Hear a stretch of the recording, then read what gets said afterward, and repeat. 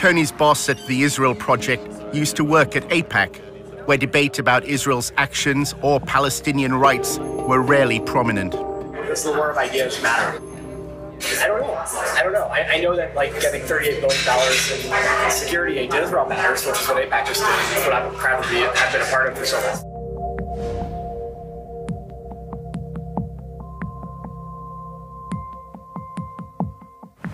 My job was basically to convince students that participating in the war of ideas on campus is actually a distraction. You can hold up signs and have rallies on campus, but the Congress gets $3.1 billion a year for Israel. Everything AIPAC does is focused on influencing Congress. Congress is where you have leverage, so you can't influence the President of the United States directly, but the Congress can. AIPAC is very interested in making sure that every representative and every senator toes the line on Israel. And it is highly effective in that regard. That's why it's considered to be synonymous in many people's heads with the lobby. AIPAC's website shows members of Congress attending its conferences and declaring their support for Israel.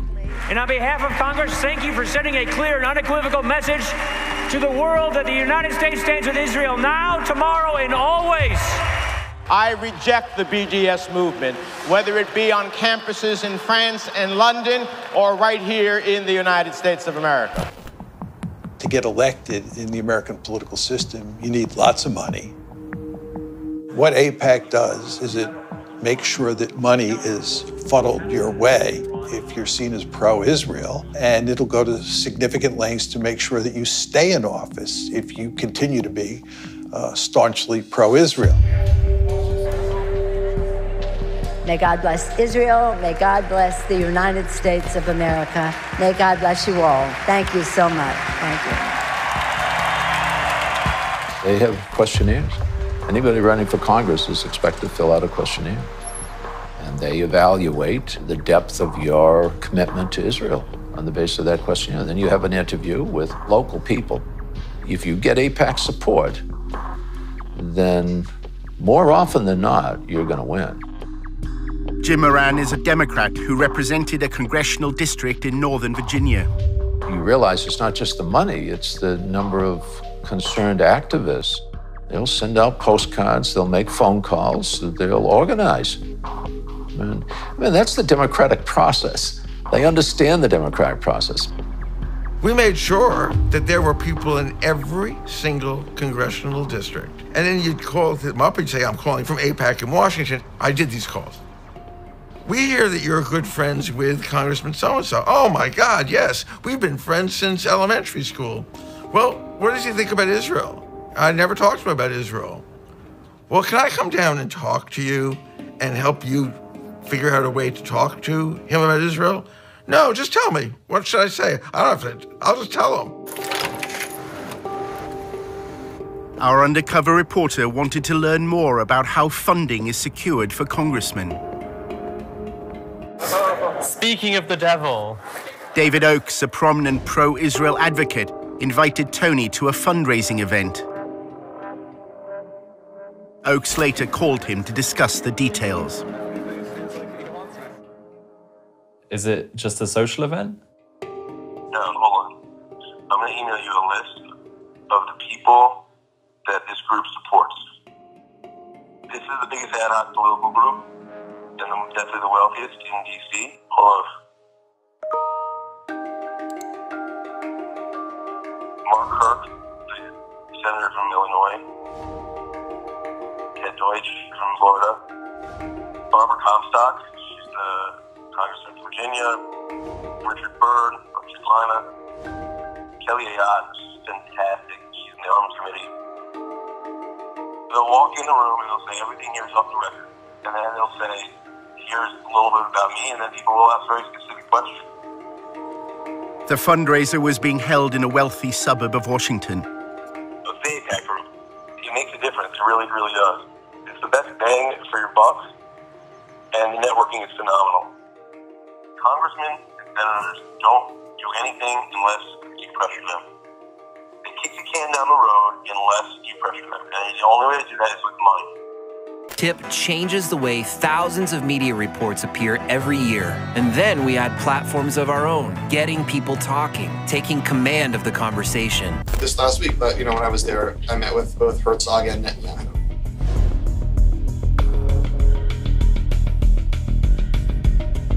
We exist to kind of articulate the reasons that the notion of a Jewish state is a good thing for us as Americans, and it's a good thing for Jews, and a good thing for Israel, and a good thing for the West, and a good thing for everybody.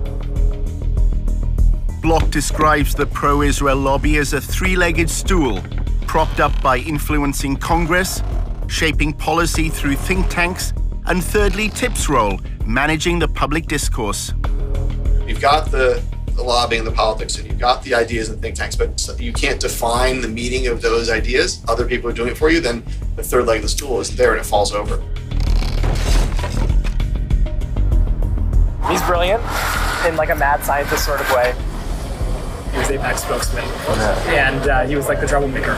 He's always breaking the rules, but always getting done. He's very effective at strategic communications and dealing with journalists. At AIPAC, he was the man. I mean, he could get anything on the front page of the Washington Post. Tony had gathered that the lobby's concern with BDS was not its economic impact, but a much wider threat to the power of the pro-Israel lobby. The specific potential of an immediate boycott, that's not a problem. What's a bigger problem is the Democratic Party, the Bernie Sanders people, bringing all these anti-Israel people, and the Democratic Party being pro-Israel is less of a bipartisan issue. And then, every time the White House changes, policies towards Israel change, and that becomes a dangerous thing for Israel. There is an actually important battle being fought on the campuses. For half a century, bipartisanship has been the cornerstone of AIPAC's success, as its website video explains. By some measures, Democrats and Republicans are more divided today than at any other time in the last 2 decades. But America's support for Israel transcends partisan politics. So when it comes to strengthening America's relationship with Israel, support must come from both sides of the aisle. That's where AIPAC comes in. What's begun to happen over the past decade is that support for Israel has begun to wither away in the Democratic Party. And in contrast, support for Israel in the Republican Party has begun to increase. And what you see is there is a substantial difference today in support for Israel in the two parties.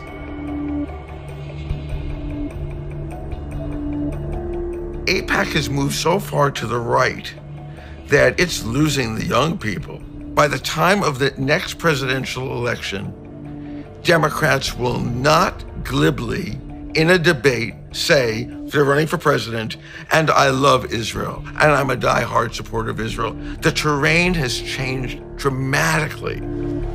If you look at the changing demographics in the United States and what people's views are towards Israel and Israel's policies, it's only a matter of time before that trickles up to elected officials.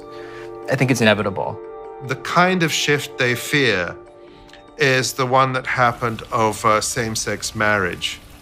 You know, it was only a short few years ago that high majorities in the United States were opposed to same-sex marriage. That change happened within the space of a decade.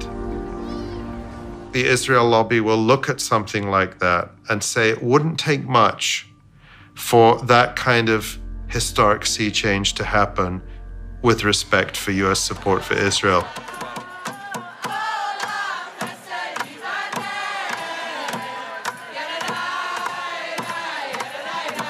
Outside AIPAC's 2017 annual conference, the first protesters were American Jews.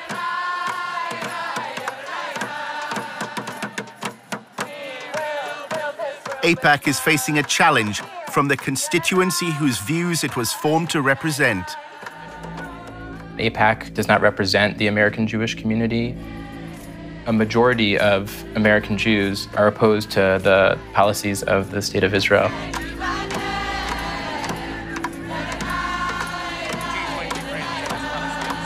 You do not represent the best of the Jewish prophetic tradition, and we here to bear witness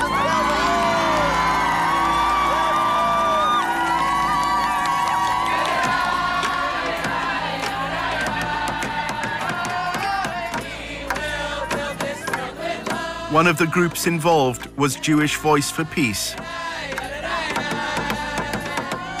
The work that Jewish Voice for Peace does is grounded in Jewish tradition, the most basic Jewish and human values that every single person has inherent worth and dignity and should be treated with respect. We then see what's happening to Palestinians, the occupation, the displacement, the inequality, and say we need to end those things.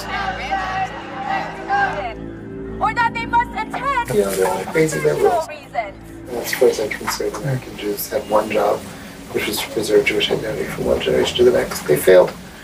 So I don't think they have any place to be telling Israel what's what. And if they choose to stop giving money to Israel, Israel will find money elsewhere.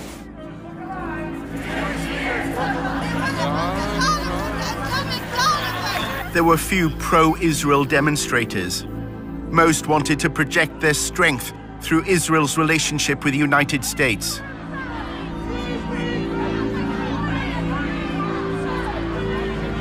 The Jewish Defense League, with its distinctive yellow insignias, was a small but threatening presence.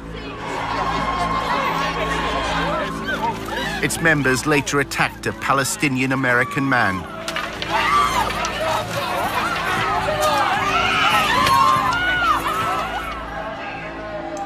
There's all sorts of survey data. For American Jews under the age of 30, only 32% said that a close attachment to Israel was important to them in terms of what it meant to be Jewish. The more and more young American Jews become aware of what the Israelis are doing to the Palestinians and how indefensible that is, at least in terms of Western values, the more difficult it will be to get those younger American Jews to feel a deep commitment to the state of Israel. I can't breathe! I can't go! American Jews are even taking their protest to Jerusalem. The Israeli government official who launched a covert campaign to spy on American citizens recognizes that Israel is facing a generational time bomb. אנחנו היום לא רק שאיבדנו את הדור השני של היהודים, שזה דור המילניום של היהודים, אני שומעת את זה מההורים שלהם שבאים להיפגש איתי ומסבירים לי כמה קשה להם בארוחות שישי מול הילדים שלהם. שלא מכירים במדינת ישראל ולא רואים בנו איזה אנטיטי שצריך להריץ אותו.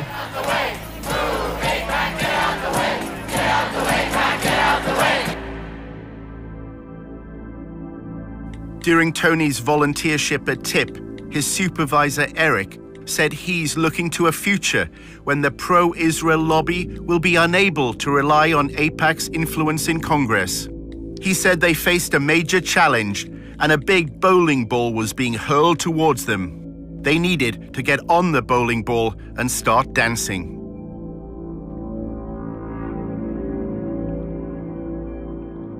You can prove that AIPAC is suffering from some of the trends that in public opinion that are affecting the Democratic Party.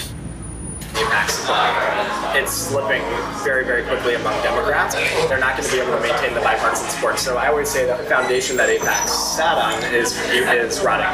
And there used to be actually widespread public support for Israel in the United States.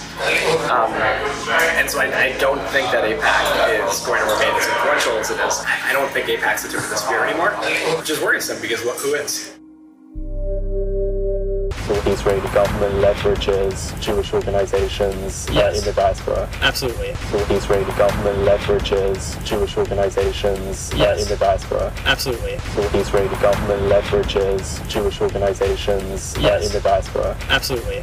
Jewish Voice for Peace, or as I call it, Jewish Voice for Hamas.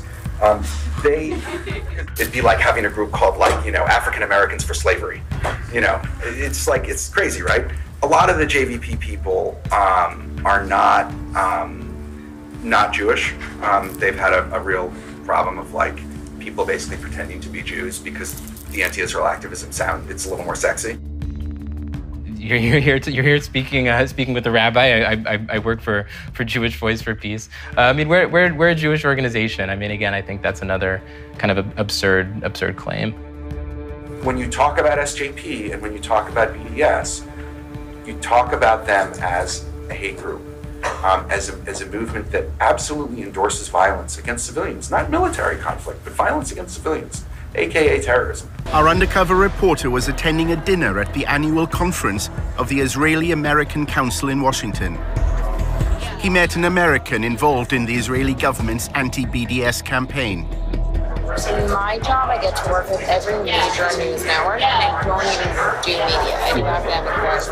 Every university president takes our calls, takes our meetings, works with us. There's a legitimate government organization.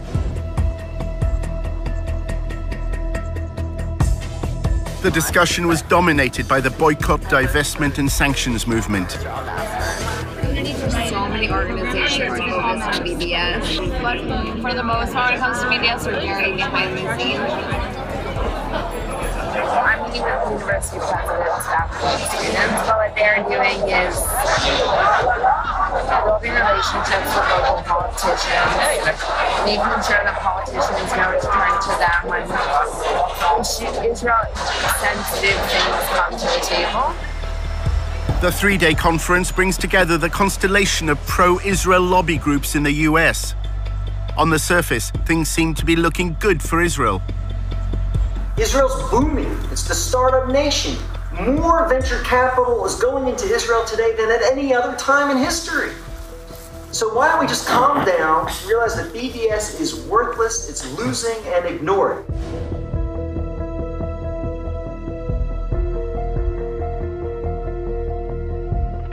I don't think BDS was ever supposed to be about getting colleges to take their money out of Israel. So if we focus on the dollars, we could feel really good about ourselves.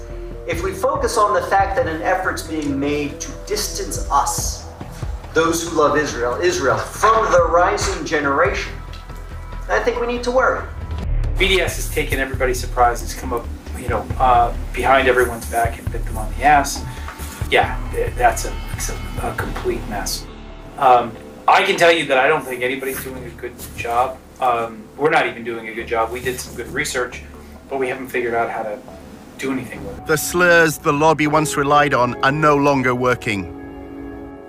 Personally, I think anti-Semitism as a smear is not what it used to be. Looking back on it now, it's all it's total crap. BDS in general, obviously. But also, it's just, I don't know, it doesn't do anything. I mean, fighting back against it has no practical effect. What has a practical effect is getting Congress to give Israel military aid.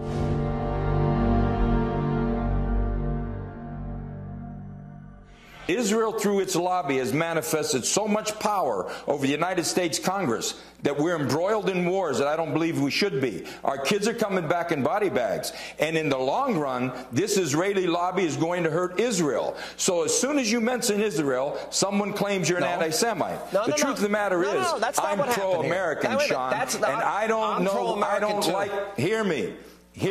I don't like what's happening in America today. You look at America.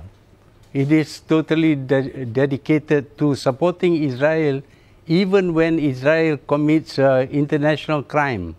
In fact, candidates for election need to inform the Jewish lobby that they are supporting Israel. Why are you conflating Israel with all Jews?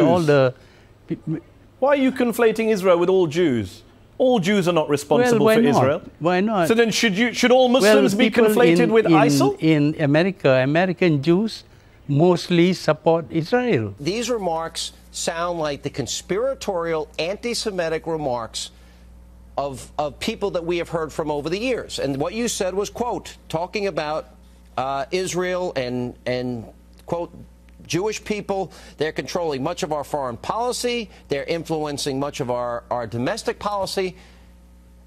What do you mean by that? Because that sounds to me like a bizarre conspiracy theory. Why would you say something like that when it's just, first of all, patently untrue? And yes, I believe Israel, through their lobby, has manifested total power of the Congress of the United States. Power. And my concern is the taxpayers and the citizens of the United States should control their government, not a foreign entity. To suggest, as you're doing here tonight, that they control our Congress, that, quote, they are influencing and the sole control of influencing of our domestic policy is an absurdity.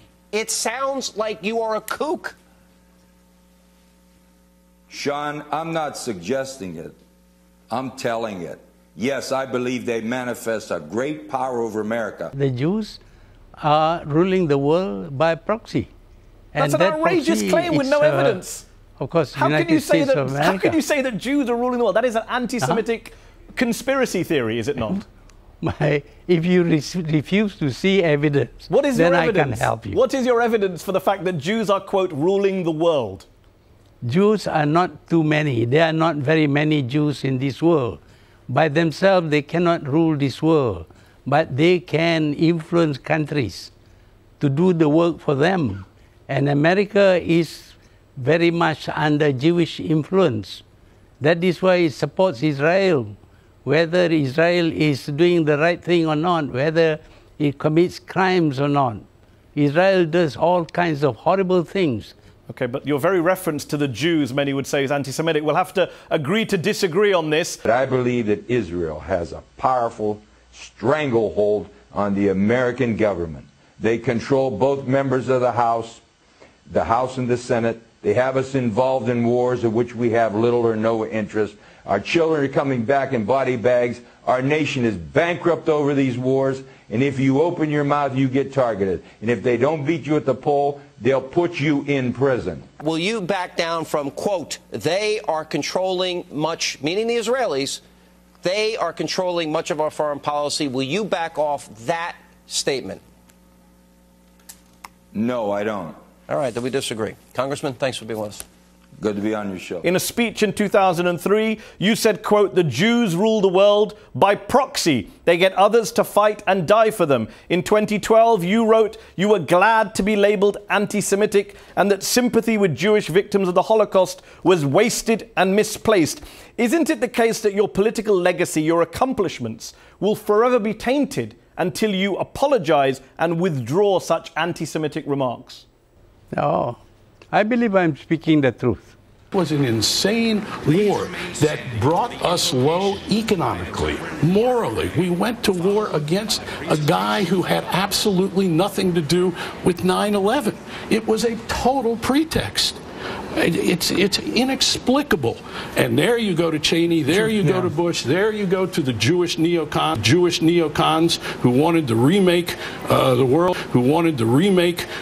world, Maybe I can say that because I'm Jewish, and to bring about a certain result I'm not really in the Middle sure that East. you can. That there was this grand conspiracy of the neocons, and you said Jewish neocons, that they somehow went to war on a pretext for the state of Israel. Cynthia, there are many reports that talks about the influence of the Israeli lobby, the AIPAC, on United States politics in general. Did you experience anything in that realm as far as what one would call the interference in American policy by AIPAC? Well, it's interesting because when I first went to Congress, I did not go to Congress to pay particular attention to any area outside of the black community that I represented that was in need, and of course U.S.-Africa policy, which was abhorrent and unfortunately still is. But what I ran into, I bumped into at almost every turn were these special interests. And there's no more special interest that has any more influence than the pro-Israel lobby. And so then when I did outreach, for example, to the Muslim community in the United States, I bumped into the pro-Israel lobby, which of course does not want to have to contend with a politicized Muslim community, which is as large as and is as wealthy as the pro-Israel lobby is in the United States. So yes, I first-handedly and also frontally was assaulted by the presence of the pro-Israel lobby to such an extent. Physically assaulted? Well, politically assaulted to such an extent that my father had to ask the question publicly, what does Stone Mountain, Georgia have to do with Israel? What I was doing was servicing the needs of my constituents. And I was not allowed to do that because I did not toe the line on U.S. policy for Israel. What line is that they wanted? Were you told directly that you had to toe a line, or explain that to me? Well, every candidate for Congress at that time had a pledge. They were given a pledge to sign. And I was new on the scene. And so the pledge had Jerusalem as the capital city, the military superiority of Israel. American Congress people have to sign this pledge. Yes, you sign the pledge. If you don't sign the pledge, you don't get money. So, for example, it was almost like water torture for me. My parents observed this. I would get a call, and the person on the other end of the phone would say, I want to do a fundraiser for you. And then we would get into the planning. I would get really excited because, of course, you have to have money in order to run a campaign. And then 2 weeks, 3 weeks into the planning, they would say, did you sign the pledge? And then I would say, no, I didn't sign the pledge. And then my fundraiser would go kaput. So, well, I just want to get into this pledge a little bit more. So this is basically something that is mandatory, that every congressperson has to sign, saying that, what, Jerusalem, you said, is the capital of Israel, and what else?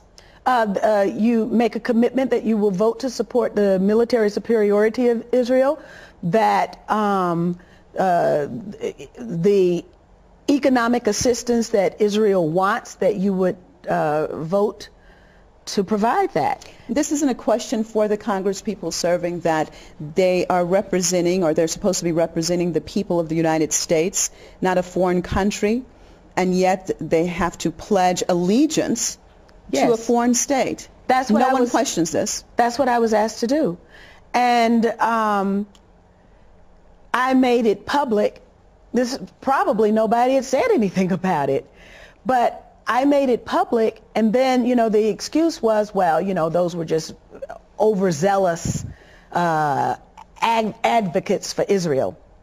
So then the tactic changed, and but this is what is done for 535 members of the United States Congress. 100 senators, 435 members of the House of Representatives have to now write a paragraph, which basically says the same thing. So it's not a pledge, but it's a paragraph, and you post it, and, you know, there are these forums you have to go to at the synagogues or whatever.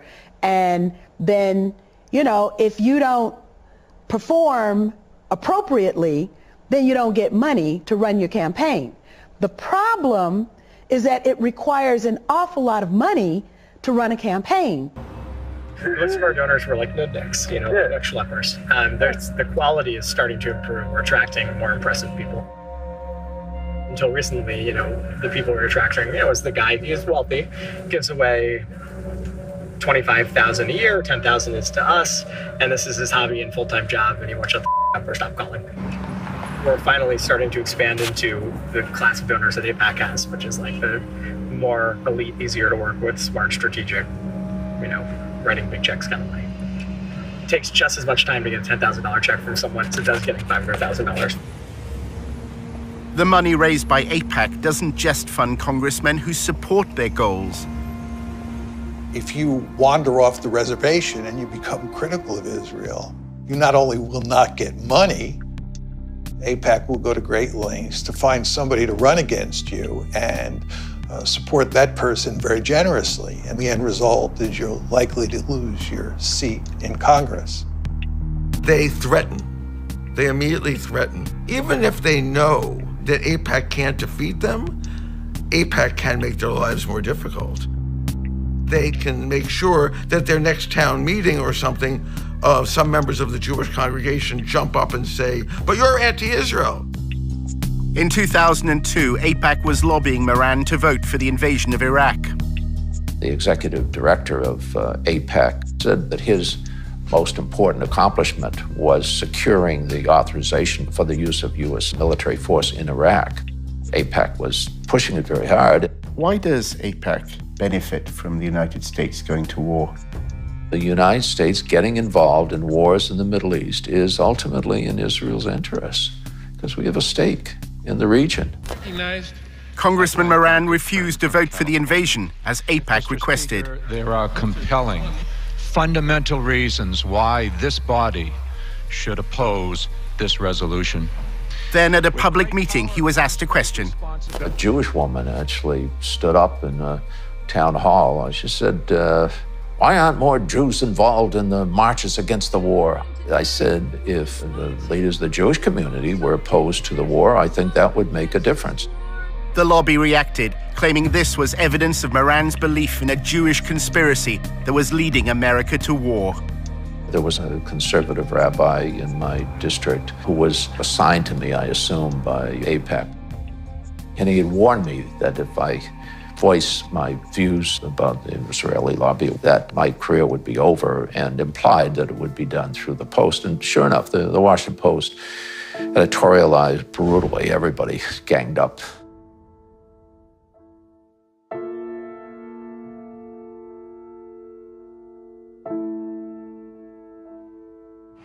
So what are the main outlets that TIP work with?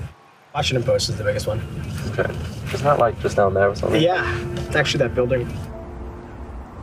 Moran claims the Washington Post's editorial board has a close relationship with AIPAC. The principal editorial board of the Post itself has been a very effective instrument because they've been able to maintain their credibility. And it's a great paper in every other way, but because they have such credibility, they're extremely effective. Everyone knew he wasn't anti-Semitic. Anti-Semitism has come to mean anti-Israel. The AIPAC crowd doesn't really care very much about whether or not a person likes Jews or wants one to move next door. All they care about is what their position is on Israel. Both of my daughters married Jewish men. My grandchildren are Jewish. Anybody that considers me anti-Semite is ignorant.